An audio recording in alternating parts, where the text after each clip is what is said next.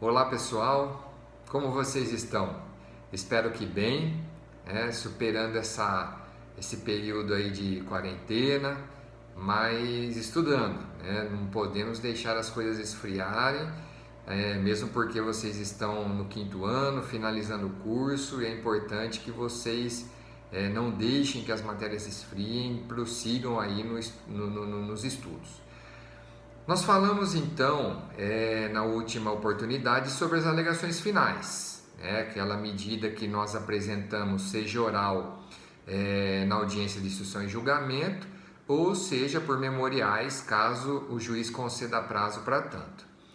E hoje então nós vamos falar um pouco sobre a sentença.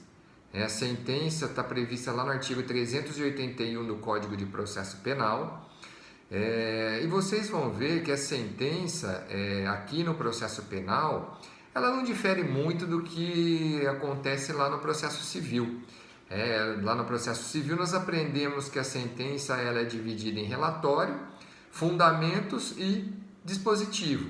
Aqui também, no entanto, o legislador optou por discriminar um pouco mais quais são esses elementos que devem constar na sentença penal.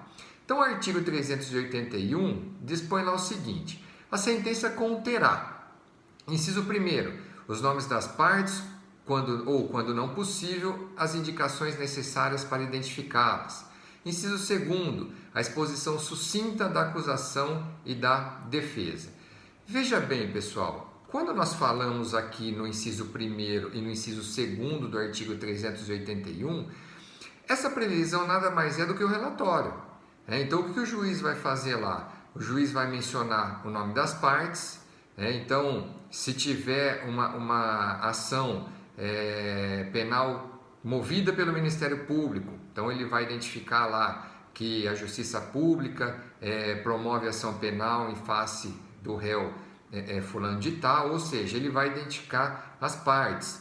Se for uma ação penal que só se processa mediante queixa, então também ele vai fazer a indicação lá tanto do querelante quanto do querelado.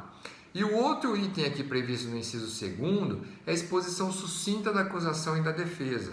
Ou seja, qual é o motivo da tramitação daquela ação penal? O que a denúncia fez, apontou de infração penal? Qual é o objetivo da denúncia ou qual é o objetivo da queixa-crime com a propositura daquela ação penal? E o que a defesa disse em seu favor? As peças processuais que nós já estudamos por enquanto, que é a resposta à acusação e as alegações finais, o que foi trazido pela defesa no processo? Quais são os argumentos que a defesa trouxe? Então aqui o juiz vai fazer um breve relatório do que aconteceu no processo até esse momento. Inciso 1º e inciso 2º. Aí nós temos lá o inciso 3º, a indicação dos motivos de fato e de direito em que se fundar a decisão, a indicação dos artigos de lei aplicados. Ou seja, o que nós temos aqui de fundamentação da sentença? Quais são os motivos que vão levar o juiz a decidir daquela forma? Quais são os dispositivos legais aplicáveis àquele caso? Então, eu preciso mencionar aqui, por exemplo, o tipo penal. Eu preciso mencionar aqui se for um crime tentado, se é caso de tentativa ou é caso de um crime consumado. Eu preciso mencionar aqui algumas hipóteses de atenuantes ou agravantes do crime, casos de aumento ou casos de diminuição de pena.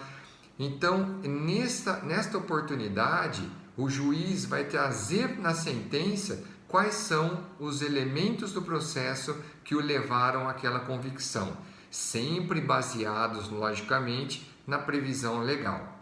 E depois nós temos lá o inciso 5º, que é o dispositivo, é a conclusão da sentença, é quando o juiz estabelece ali qual vai ser a decisão dele, se aquela ação penal é uma ação penal que é procedente, uma ação penal que é improcedente, a condenação, qual vai ser ali a penalidade imposta ao réu no caso de condenação e assim por diante.